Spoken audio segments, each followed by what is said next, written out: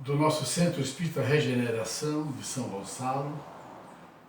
Estamos iniciando a nossa reunião deste sábado sob a proteção de Deus, sob a proteção de Jesus, rogando aos benfeitores espirituais que nos assistam para que possamos ter uma reunião de muito aprendizado e muito crescimento espiritual.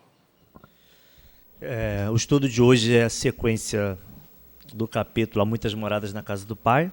Na verdade, é o último item, o item 19.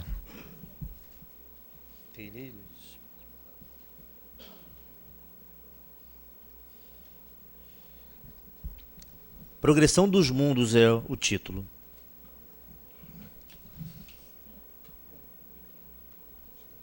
Não foi para isso. A progressão é a lei da natureza. A essa lei, todos os seres da criação, animados e inanimados, foram submetidos pela bondade de Deus, quer que tudo se engrandeça e prospere. A própria destruição, que aos homens parece o termo final de todas as coisas, é apenas um meio de se chegar pela transformação a um estado mais perfeito, visto que tudo morre para renascer e nada sofre o aniquilamento. Nós vamos fazer a leitura completa e depois a gente vai fazer um estudo tentando preencher as lacunas com outro livro da codificação. Ao mesmo tempo que todos os seres vivos progridem moralmente, progridem materialmente os mundos em que eles habitam. Quem pudesse acompanhar um mundo em suas diferentes fases, desde o instante em que se aglomeraram os primeiros átomos destinados a constituí-lo, vê-lo a percorrer uma escala incessantemente progressiva, mas de degraus imperceptíveis para cada geração, e a oferecer aos seus habitantes uma morada cada vez mais agradável, à medida que eles próprios avançam na senda do progresso. Marcham, assim, paralelamente, o progresso do homem, ou dos animais, seus auxiliares, ou dos vegetais e o da habitação. Porquanto nada em a natureza permanece estacionário. Quão grandiosa é essa ideia e digna da majestade do Criador, quanto, ao contrário, é mesquinha e indigna do seu poder a que se concentre a sua solicitude e a sua providência no imperceptível grão de areia, que é a terra, e restringe a humanidade aos poucos homens que a habitam. Segundo aquela lei, esse mundo esteve material e moralmente num estado inferior ao que hoje se acha e se alçará sob esse duplo aspecto a um grau mais elevado. Ele há chegado a um dos seus períodos de transformação, em que, de orbe expiatório, mudar-se-á em planeta de regeneração, onde os homens serão ditosos, porque nele imperirá a lei de Deus. Santo Agostinho, Paris, 1862. Bem, quando a gente fala em progressão dos mundos, e todo esse capítulo, com exceção do antepenúltimo capítulo, que fala da existência de mundos inferiores e superiores, nós abordamos sempre pelo aspecto moral, espiritual. E é muito complicado nós entendermos como é que o mundo evolui materialmente. Né? Como é que ele evolui materialmente? O que é um mundo materialmente inferior e o que é um mundo materialmente superior? Nós recorremos, portanto, à Gênese, no capítulo 5, já pode colocar aí, né? No capítulo 7, né? 7, que fala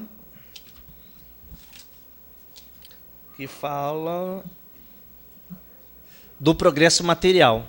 Só refere-se ao progresso material, né? Tem tanta tecnologia que às vezes fica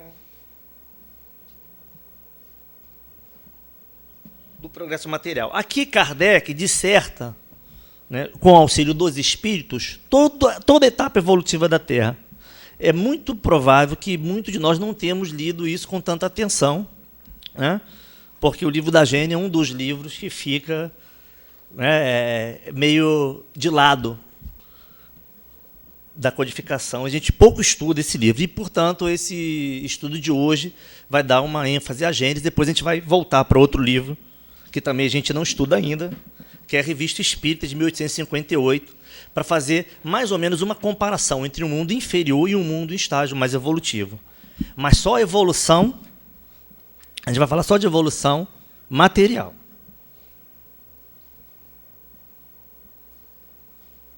No esboço da Terra, aí eu vou fazer. No esboço da Terra, a gente pode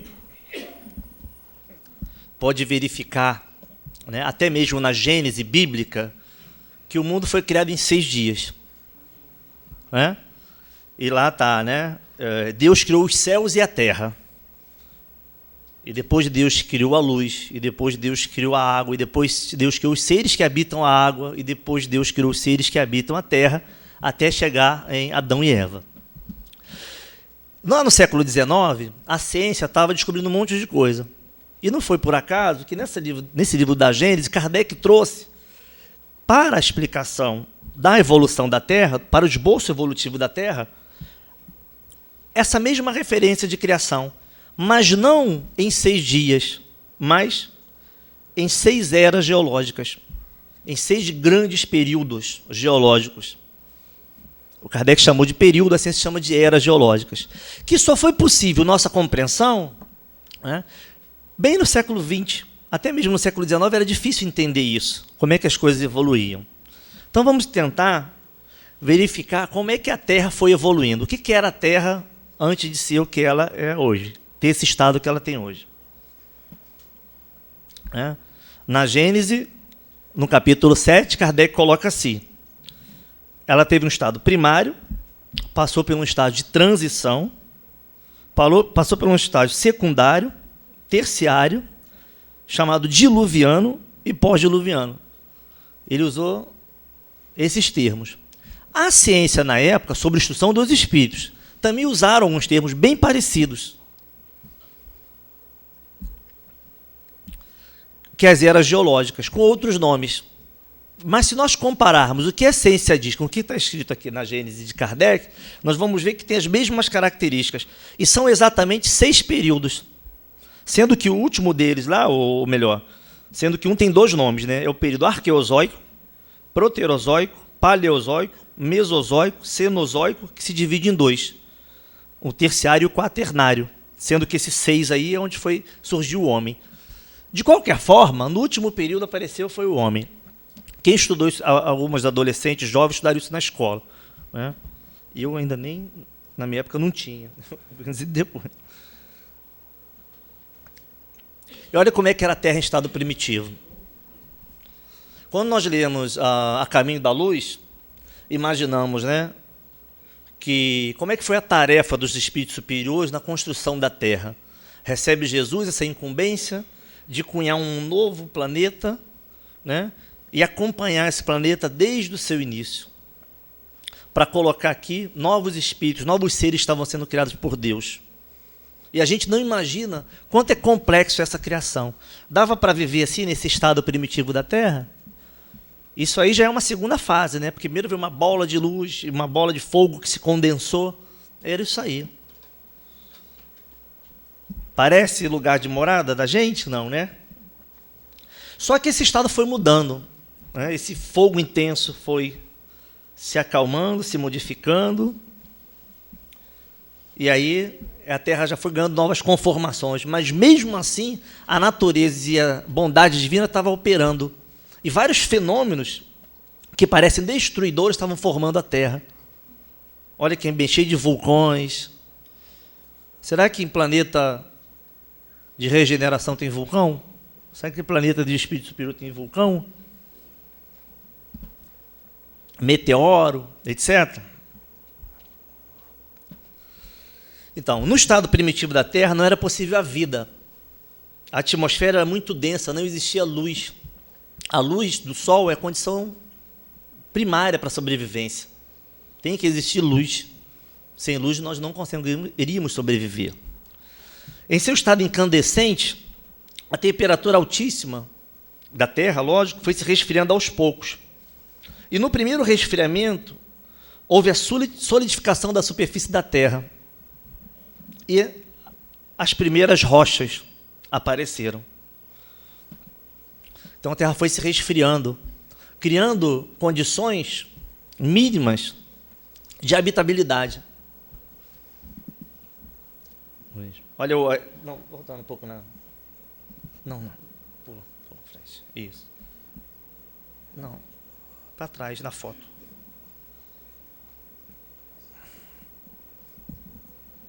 Não, outra na frente.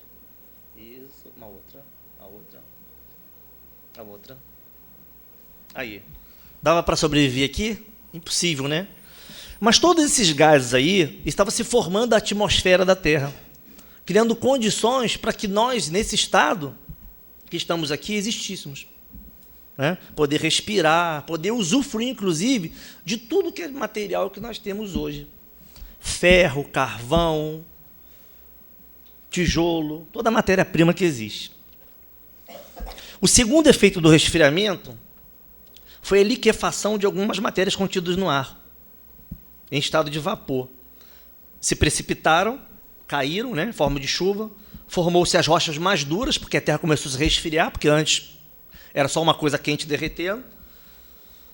E dessas decomposições, né, formaram-se outras rochas, outros minerais, e a água se fixou no solo. Onde é que começou a vida na Terra? Água. Então, tudo isso que está acontecendo desde os primórdios, desde a primeira forma de fogo que a Terra, que tinha a Terra, até formar água demorou muito tempo. Vamos ver. Olha como é que era a atmosfera. Irrespirável. Hoje a gente acha difícil, né, quando sai ao centro da cidade, com tantos carros, tanta poluição, respirar. Né? Era impossível, nos primórdios da Terra, nós respirarmos. Agora está mais ou menos assim, ó, a atmosfera. Tem oxigênio, né?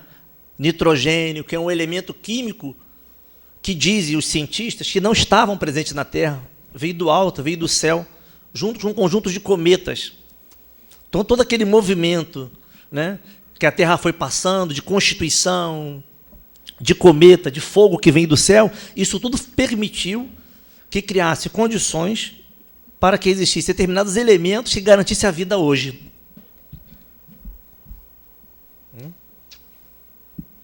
A atmosfera atual. Ficou bacana agora, né?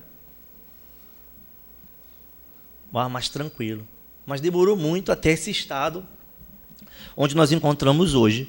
E se nós repararmos também, fizemos uma análise de 4.000 anos para cá, nós vamos observar, pelas estatísticas aí dos cientistas, que os movimentos de vulcão, abalo sísmico na Terra vêm diminuindo. Os intervalos estão ficando bem maiores. Significa que a Terra está se acalmando, que ela já foi muito agitada. Então, assim como o espírito, assim como os animais, assim como as plantas, passa pelo estado evolutivo, a Terra também passa.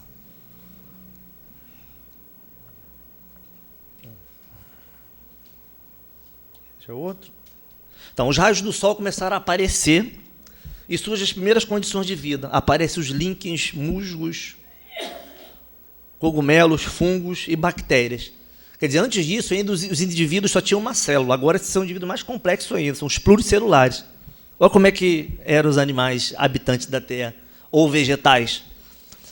Os cientistas até hoje não sabem se eles são vegetais ou animais. Para você ver como é que é complexo esse movimento. Aqui, um serzinho especial. E são as primeiras plantas que surgiram, primeiros seres vivos na água. Que beleza. Estranho e diferente, né? Diz Kardec aqui na Gênese que, pelo nosso orgulho, pela nossa arrogância, o homem, milhões de animais nós não reconhecemos. E pelo nosso estado evolutivo, né, e pela nossa presença na Terra, ainda por pouco tempo, existem animais que nós nunca vimos. Nós nunca tivemos contato com eles. Isso tudo faz parte da criação divina. E a gente achando que não existe nada, né, além do nosso planeta, que não existe vida fora da Terra, que a morte acaba com tudo. Muito calor, umidade, a presença de gás carbônico. Houve o desenvolvimento das florestas, porque antes não tinha nem floresta, nem planta. E aí foram essas florestas bonitas e gigantes. Esse é o período carbonífero, um período muito interessante da nossa evolução da Terra, porque isso foi nesse período que se constituiu, segundo a ciência, e segundo Kardec também na Gênese, todos os combustíveis que nós usamos até hoje. A gente usa gasolina aí e não sabe que essa gasolina veio desse período aí, né? Carvão veio desse período. Que é o período secundário, segundo Kardec, e o Paleozoico, segundo a ciência.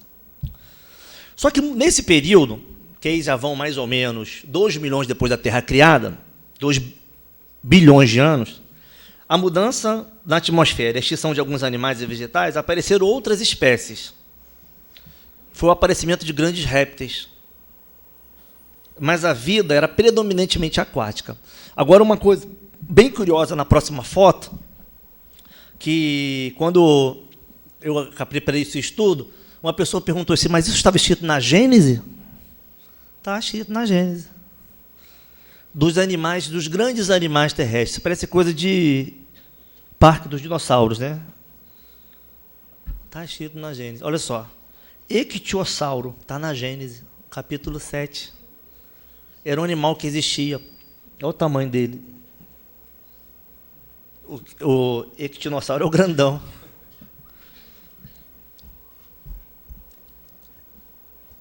E olha o outro aqui.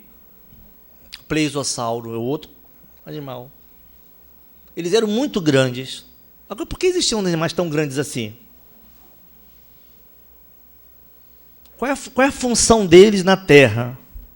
Como é que eu não vi um desse ainda? Teleossauro também está aqui na Gênese.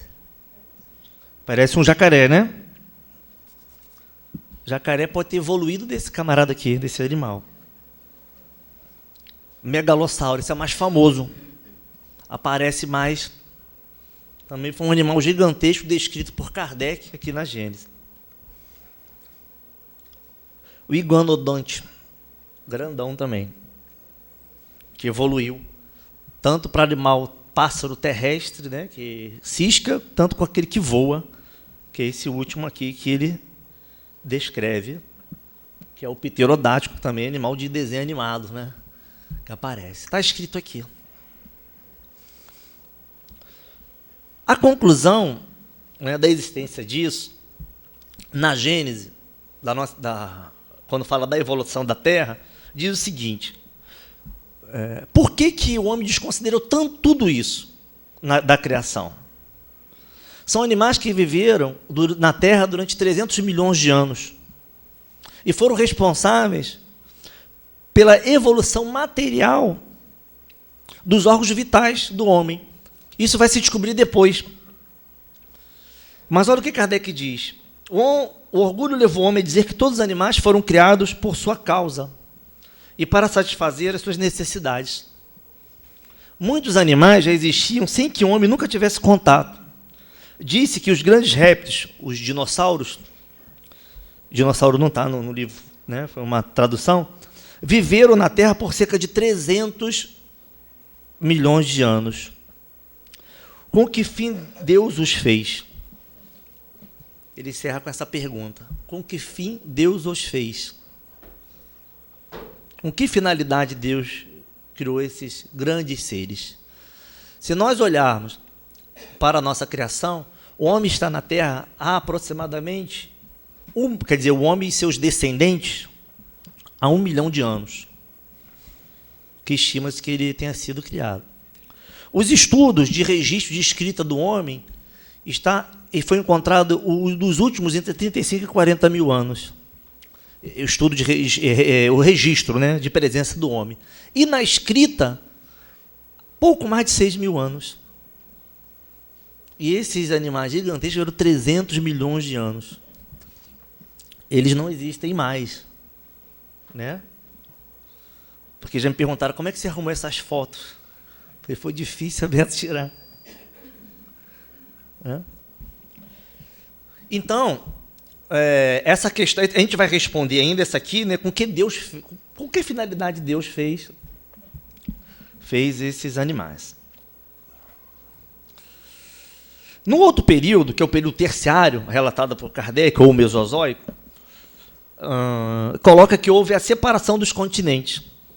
O fim desses grandes animais, desses dinossauros, não existem mais, e foi caracterizado pelo aparecimento de animais menores, os mamíferos que nós conhecemos hoje. Muitos pássaros, é isso. E os animais que existem, né? E alguns ainda muito parecidos com aqueles animais anteriores. Dizem que uma das hipóteses do desaparecimento foi um contato aí com um grande meteoro que fez com que a Terra mudasse todo o seu estado, né? Criasse uma grande poeira, não permitisse a entrada de luz solar, né? E devastasse aí toda a Terra com o impacto daquele meteoro gigantesco. E a possibilidade de isso ocorrer hoje é muito remota, né? Os cientistas falam que isso pode ocorrer de novo daqui a bilhões de anos. E a Terra era todo desse jeito. Depois desse impacto desses animais, era uma coisa só, que era um continente único chamado Pangeia, que deve ter estudado isso também na escola, né? E depois eles foram se separando. E estão se separando até hoje. Está vendo? Na África do Sul, América, eles não estão mais juntos, eles estão tudo separadinho, cada um no seu lugar. Um animal aí, que é uma tartaruga lá de Galápagos, que ela bem parece, né, lembra ainda esses animais antigos. Isso da Era do Gelo. Mas foi um exemplo bom, porque é parecido um pouco com o elefante, né? Que no seu processo evolutivo ele foi perdendo essas características e etc. Foi diminuindo de tamanho, porque não cabe mais na Terra, não caberia mais esses animais gigantescos. Porque a Terra estava sendo preparada para a chegada do homem. Alguns animais que ainda lembram ainda dos anteriores, mostrando também a evolução dos animais, como eles evoluem. Eles vão perdendo essas características mais robustas, mais agressivas e vão tornando-se mais dóceis. Até permitido a domesticação, a convivência.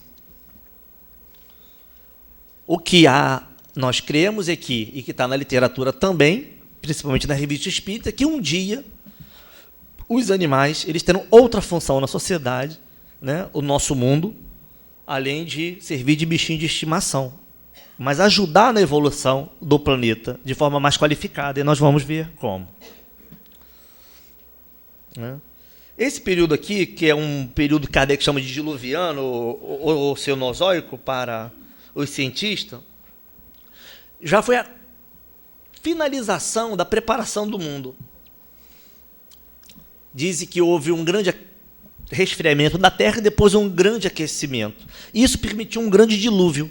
Não é à toa que os povos mais antigos da Terra têm essa ideia do dilúvio na memória, né? Do aparecimento de Noé, da Arca. Só que quando eles estudaram e produziram esse livro, né, da Gênese, eles não fizeram as associações temporais corretas, não tinham instrumentos corretos. Então eles achavam que existia vida humana antes do dilúvio, mas na verdade não existia. O dilúvio, após o dilúvio, que foi possível a vida no planeta. Mas no imaginário daqueles povos, né, isso aconteceu já existindo o homem. período pós-diluviano quaternário, que é o período que nós vivemos até hoje. Foi o aparecimento do homem. Esse foi um dos primeiros homens. Simpático, né? Então, uma vez estabelecido o equilíbrio do planeta, prontamente a vida vegetal e animal retomou seu curso, consolidando o solo, assumiu uma colocação mais estável, o ar purificado se tornando apropriado a órgãos mais delicados. Então, quer dizer, todo esse processo que a Terra passou e levou bilhões de anos, né, permitiu que Deus pudesse agora colocar outro ser na Terra para habitar. O Sol brilhando em todo o seu esplendor, através de uma atmosfera límpida, difundia com a luz um calor menos sufocante e mais vivificador do que a fornalha interna. A terra se povoava de animais menos ferozes e mais sociáveis. Mais suculentos os vegetais proporcionavam alimentação menos grosseira. Tudo, enfim, se achava preparado no planeta para o novo hóspede que viria habitar. Por que você parou? Né? Que foi o homem. Que veio habitar a terra. Estava tudo preparadinho, devidamente preparado, sem pressa, foi em 6 dias. E depois desse tempo todo, Deus não descansou, se não existe. Né? Ele continua trabalhando. Agora ele ganhou um aliado, ele criou e ganhou um aliado. Né? Porque como Jesus disse, né? Vós sois deuses, nós iríamos ajudar na evolução do planeta. Criar outros processos evolutivos, estabelecer uma rede de sociabilidade e evoluir. O último ser da criação, aquele cuja inteligência concorreria dali em diante para o progresso geral, progredindo ele próprio. Quando Deus nos colocou aqui na Terra, depois disso, todo esse processo, todo esse trabalho, né, Ele deu também a nós uma grande responsabilidade, cuidar e conservar desse planeta. Que se nós soubéssemos o tempo todo que gasta para fazer isso, e o trabalho todo que deve ter dado, a gente não destruía tanto como fazemos hoje, né? A gente destrói com uma facilidade enorme. Como se fosse possível começar tudo de novo, em 6 dias. É o homem. Né? Você é parecido mais com a gente, né? Bem mais parecido. Então, algumas respostas já começam a surgir. Né? Quando Kardec fala e pergunta por que Deus criou tudo isso, principalmente aqueles grandes animais da Terra, no século XX, nós começamos a compreender por quê. Esses animais gigantescos fazem parte do processo da evolução. Eles cresciam para poder criar condições para a produção da vida humana e de outras vidas. Hoje a gente cresce muito? Não. A gente tem um limite. Se a gente faz um transplante de algum órgão, ou instala uma célula, tronco, né, ou uma medula no outro indivíduo, essa célula ganha proporções enormes? Não. Ela cresce só até um tamanho. Tudo que Deus criou com perfeição foi para poder permitir que nós pudéssemos ocupar e habitar esse corpo. Porque todas as células vivas que foram produzidas, elas mantêm o registro nas nossas próprias células. A célula tem memória. É com essa finalidade que Deus criou. Se nós pegarmos, por exemplo, os genes, né, e compararmos dos homens com os dos animais, são parecidíssimos, o que mostra que houve um estágio de evolução. Então, esses grandes seres, eles foram possíveis na Terra para ajudar nesse equilíbrio. na construção desse ser mais perfeito que Deus criou, que fomos nós, no sentido de seres vivos, né? Com capacidade de raciocínio, que nós estamos longe ainda de sermos perfeitos. Para poder fazer uma contraposição, que a gente colocou um mundo evoluído e o mundo em evolução, né, que é o planeta primitivo, fazer uma contraposição com onde nós chegaríamos, que também faz parte desse capítulo, há muitas moradas da casa do Pai, nós utilizamos a Revista Espírita. Porque a Revista Espírita, ela coloca, ela põe um exemplo de um outro mundo, né, de um outro planeta, que a propósito é Júpiter. Foi descrito aqui em abril de 1858, 9 de março. E aí eu tirei algumas questões para a gente ler as perguntas, as respostas, fazemos algumas comparações. Então ele fala do estado físico do globo. Então a gente sabe que a Terra evoluiu, que os mundos progridem, os mundos vão evoluir, né? E a gente conhece um pouco a história da Terra. Só que, e isso fisicamente, estudando, através da literatura científica, através da literatura espírita também. Quanto aos outros mundos, nós não temos exemplos nenhum, a não ser a literatura espírita. Nós sabemos que existe um mundo de regeneração, que existe mundos superiores, mas só temos a literatura espírita. E uma boa vontade muito grande de alguns cientistas, que vêm descobrindo aí a possibilidade de existência de vida inteligente em outros planetas. Agora, mesmo recentemente, redescobriram um outro planeta, né, que tem 2 sóis, igual ao nosso, para poder iluminar. E o pessoal, deve ser evoluído a beça. Eu não sei não, porque Júpiter não tem sol nenhum, não é vantagem nenhuma. Talvez, né, ter 2 sóis. E aí tem algumas questões. São várias, e começa da número 1, mas a gente não pegou todas, porque queríamos dar ênfase justamente na parte que fala dos aspectos materiais. E ele fala o seguinte: pode-se comparar a temperatura de Júpiter com a de uma de nossas latitudes? Quer dizer, pode comparar a temperatura de Júpiter com alguma parte do nosso planeta? A resposta: não. Ela é branda e temperada, sempre igual, e a vossa varia. Nós é que sabemos, né, como é que varia. Então a temperatura é sempre a mesma, equilibrada, amena, né? Vamos ver. 10. A temperatura varia segundo as latitudes, como aqui? Não. Ele nem responde mais, né? Porque ele respondeu no anterior, né?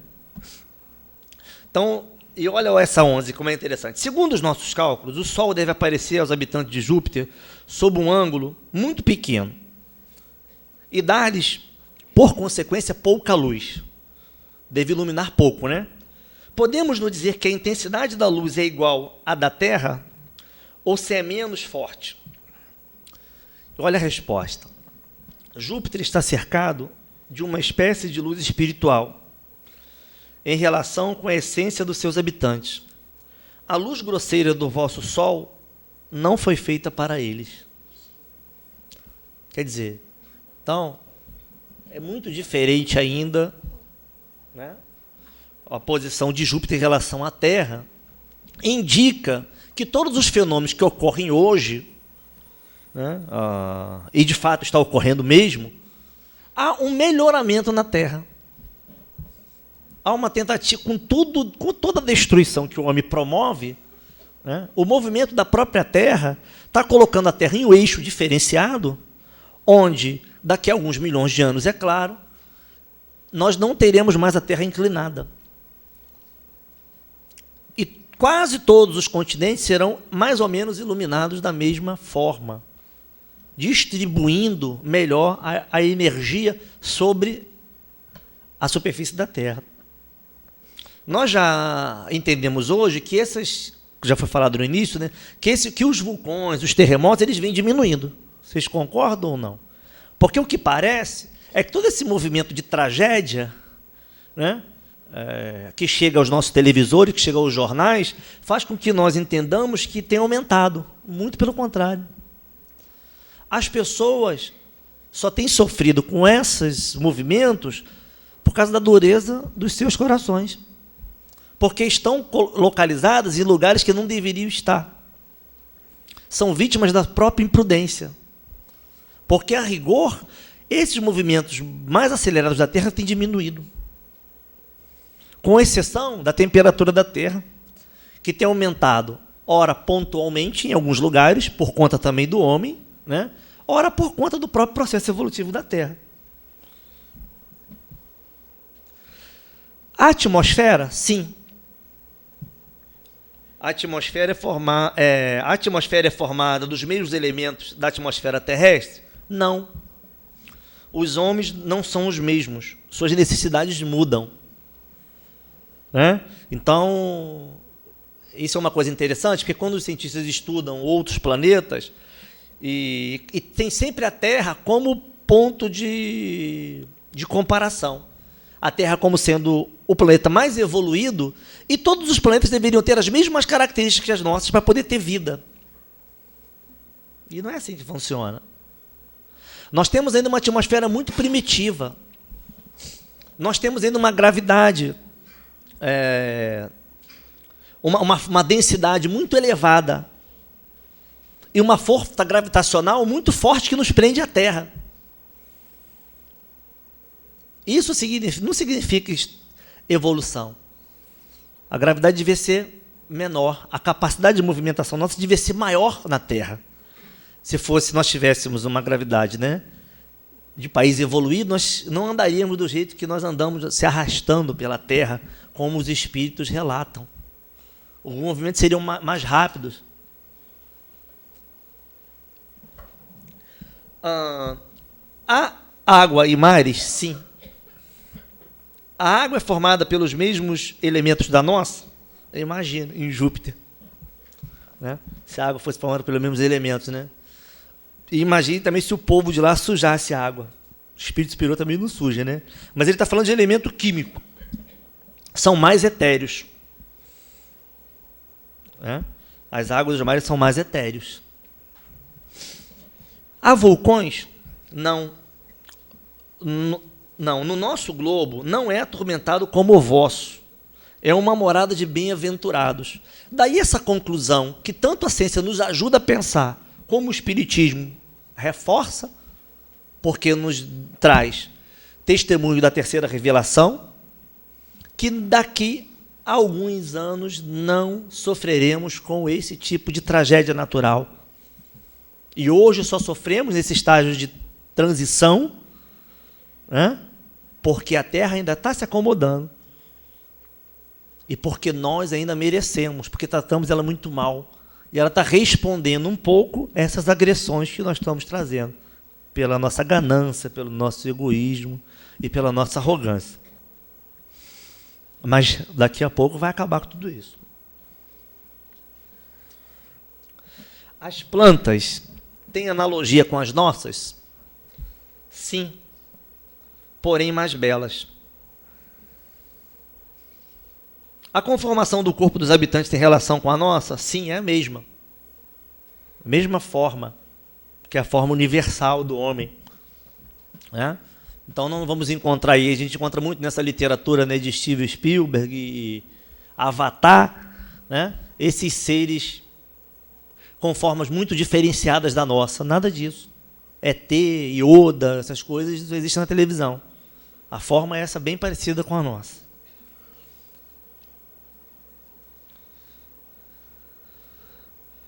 Agora, uma coisa muito interessante, que é o seguinte. É na 21. Concebemos isso... Não, a conformação do corpo dos habitantes tem a relação com a nossa? Sim, é a mesma. Concebemos isso com os corpos inertes, mas a nossa questão é relativa aos corpos humanos. O corpo envolve o espírito, é a resposta, né? O corpo envolve o espírito sem escondê-lo, com um véu leve, lançado sobre uma estátua. Nos mundos inferiores, envoltório grosseiro, oculta o espírito aos seus semelhantes. Mas os bons nada têm a esconder, podem ler no coração um dos outros. Quer que seria isso fosse assim nesse mundo. Então, na verdade, essa é uma ideia interessante, né? Lá, na formação dos corpos, a gente consegue... Ele não esconde o espírito. Nosso corpo aqui está escondendo, né? O espírito. Lá não. A matéria é tão sutil que a gente consegue perceber, tanto na vibração, né, quanto em outras formas de identificação, que o indivíduo, se é bom, se é ruim, o que ele está escondendo, o que ele não está escondendo. Qual é a base de alimentação dos habitantes? Animal ou vegetal? Puramente vegetal. O homem é o protetor dos animais. A duração da vida comparada à nossa é mais longa ou mais curta? Mais longa. Né? O homem protege os animais, só come vegetal. Não podemos tomar um de vossos séculos por termo de comparação? Creio que em torno de 5 séculos. Em outra informação, o Mozart diz que entre 300 e 500 anos. E aí, os animais são carniceiros? Os animais não se despedaçam entre si. Todos vivem submissos ao homem, amando-se mutualmente. É um exemplo que também os animais evoluem. Né? Numa função diferenciada. Eles são úteis no processo evolutivo. Os homens não se servem mais aos outros homens, eles se usam da criação divina para poder auxiliar ao planeta. E para ir concluindo, mas há animais que escapam à ação do homem, como insetos, os peixes, os pássaros? Não. Todos lhes são úteis. Então, o que não tiver utilidade no planeta vai acabar. A barata também vai. Se não tiver utilidade, ela vai acabar. Vai deixar de existir. Todos têm que ser úteis de alguma forma. Pois é. Ela tem a utilidade dela, né? Ela está, inclusive, de um dos animais pré-históricos, a barata é o que resistiu até hoje. A barata tem mais de 150 milhões de anos. Muito interessante, né? Eu não trouxe barata para não te assustar. Se o povo mais avançado da Terra, se viesse transportado para Júpiter, que categoria nele ocuparia? A classe dos macacos entre vós. Quer dizer, isso mostra que, mesmo falando das características físicas da Terra, nós entendemos que a evolução espiritual de cada planeta acompanha esse estado material. E se nós estamos ainda nesse mundo de provas e expiações em transição para a regeneração, com esse estado, é o nosso estado. Nós estamos evoluindo junto com esse planeta. E por isso que é importante que nós entendermos isso, esses mecanismos. Né? Para completar, deveríamos ler um pouco a Gênese, nesse capítulo 7. Tanto e seguinte, né, que ele fala de como é que a Terra foi criada. E a conclusão final, final mesmo, né, da Revista Espírita de 1858, mas de maio, que Mozart responde a uma questão que é muito interessante.